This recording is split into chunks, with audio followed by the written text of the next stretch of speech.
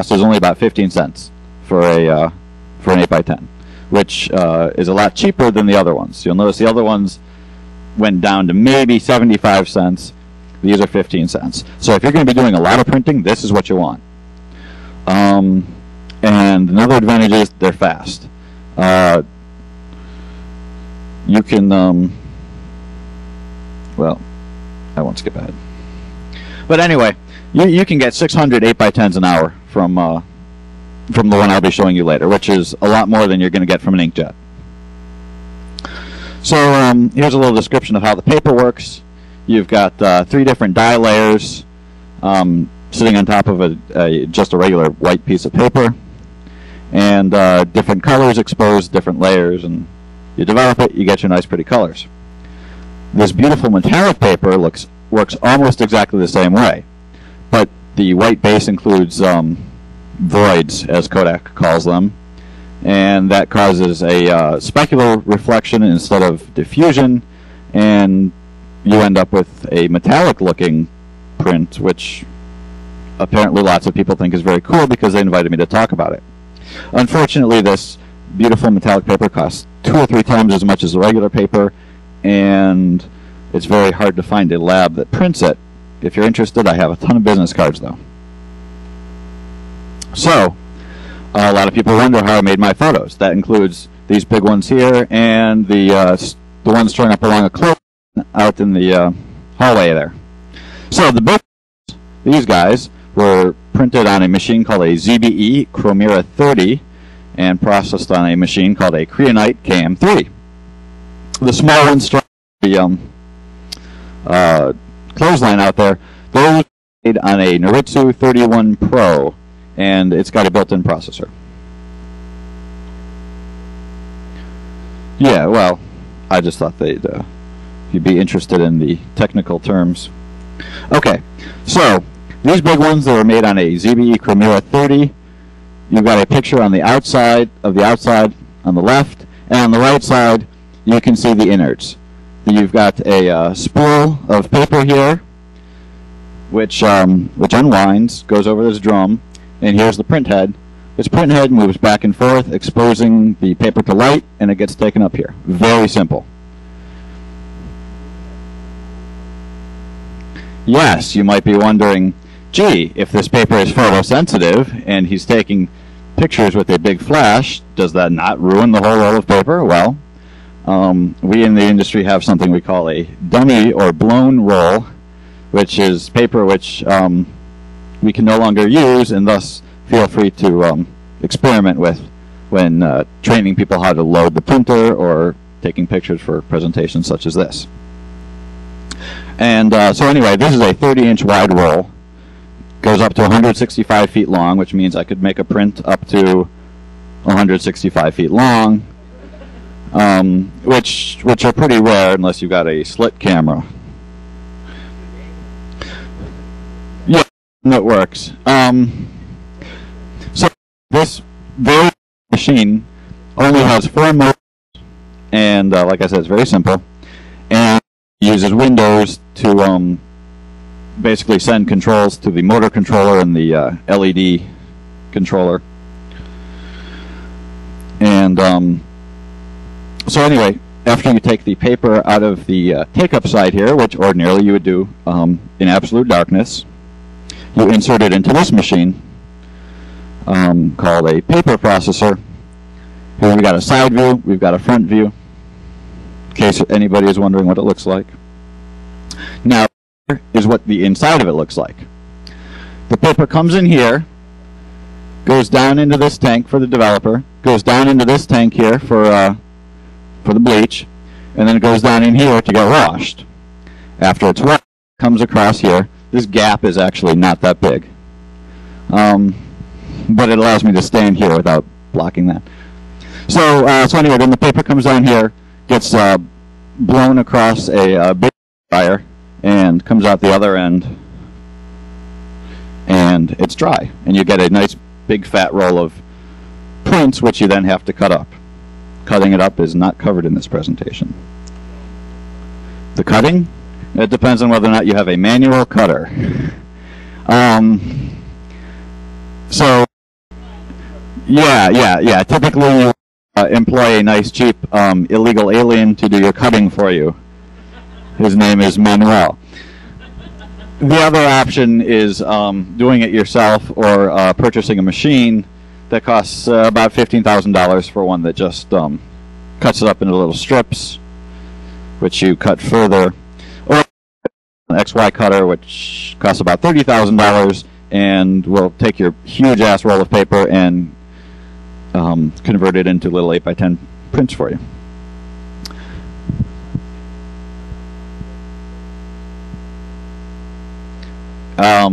Yeah, this cutter uses small blades, not huge lasers. So, no. All the lasers in the printer. So the printer, which I use to make those little ones out there, is made by Noritsu, and they call it a 31 Pro. It's called Pro because it doesn't come with the $80,000 film scanner. So you can make prints is by having digital files already created, presumably means you're a professional. Everybody who runs a regular lab, has film that they need to scan, so they're not professionals. Yeah, film is not professional, yes. Yeah, film has now been relegated to artists and people who are too cheap to get digital. Yes. You either have to scan your own film, which, if you're professional, no doubt you have a much higher quality film scanner, or you use a digital SLR, which most of the customers of the lab where I work use. Yes, your question?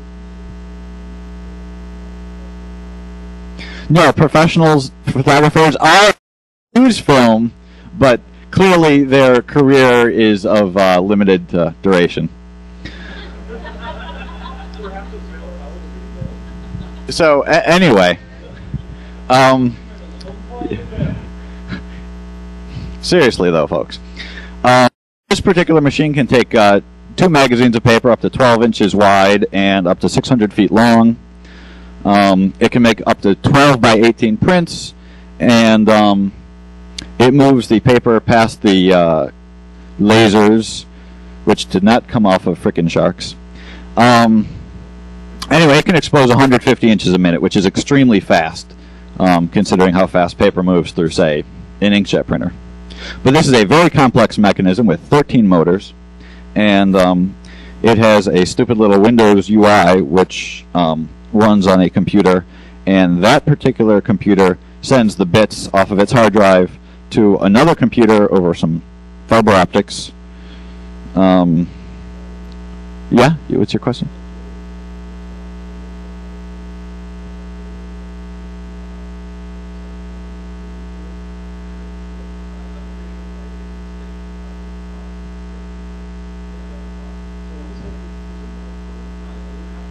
Wait. What are you asking?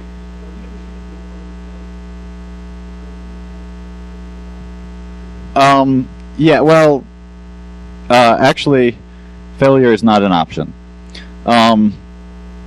It's been my experience that the simpler machine is actually more prone to failure because the more complicated one, I think, has been around more to have its bugs worked out. The bigger machines obviously do not sell in such large quantities, and only recently was the 300th of this variety installed. Whereas Noritsu has been making mini machines for decades. So yeah, it's so instead of being a pretty much handmade device, it's designed in Japan with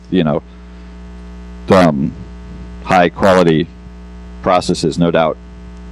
And as it turns out, this thing's got like sensors all over the place, and it detects things that like paper jams and stuff. So it's pretty reliable. Yes.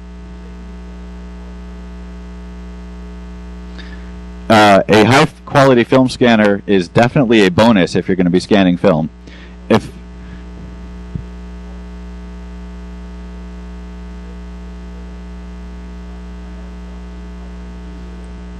The problem with cheaper film scanners, which, I mean, even the one that comes built into this machine, if you're willing to pay an extra 80 grand, is the problem is that it doesn't have the dynamic range. And so you take your film and you scan it, and you lose either your shadow detail or your highlight detail or both. And most don't notice because either they don't have that kind of detail or they don't realize it's missing. Beauty of digital cameras, if you're afraid of losing that kind of detail, you can just use raw format, and we got no problem with that. All right. Oh, this by the way is the what the front end user interface on the Nerdsu looks like recently. All right, what's your question?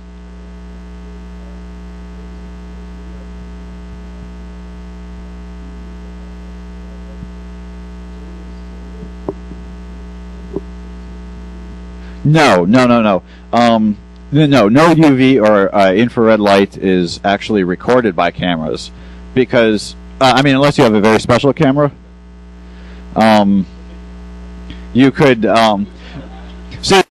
As it turns out, optics with typical cameras are designed to operate in the human visible light range,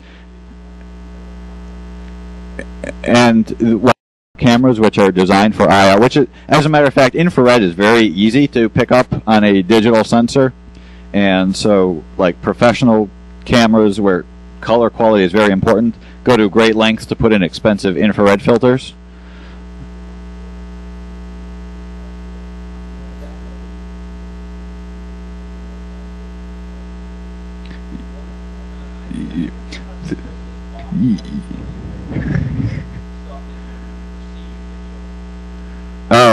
Yeah. Well, there's the human perception system is pretty much impossible to duplicate properly with, just a simple linear response image sensor.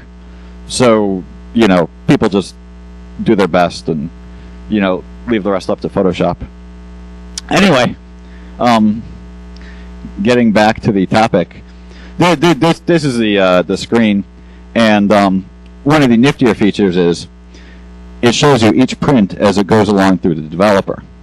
So here are prints coming along down into the developer, and then here this one is about to go into the bleach, and here is the stabilizer section where things clog up because there's actually like 4 tanks, not just one.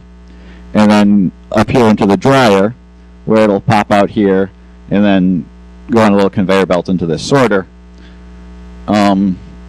You can see also that it's got about 10 gigs of space where it stores the uncompressed images that it's about to print, and stuff like, for example, up at the top where it says printing except number 349. This was clearly written by somebody in Japan and translated, because I have no idea what that means either.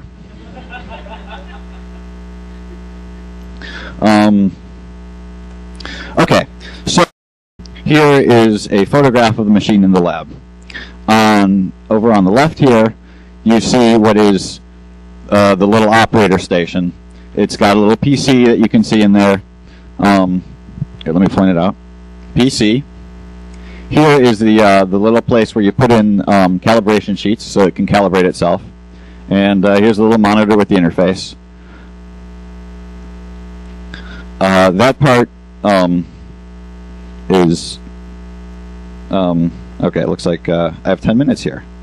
So the middle part, that's where the actual lasers are on the paper and all the nifty stuff with its 13 motors, and it's 3 freaking lasers. And over here is the processor. And just like we saw in that paper before, you got your little development tank, your bleach tank, your various stabilizer tanks. Here's the dryer section. Prints pop out on here. And you can see these at many places that develop photos. Walmart might have machines like this. Anyway, well, as it turns out, that printer prints on metallic paper or glossy paper.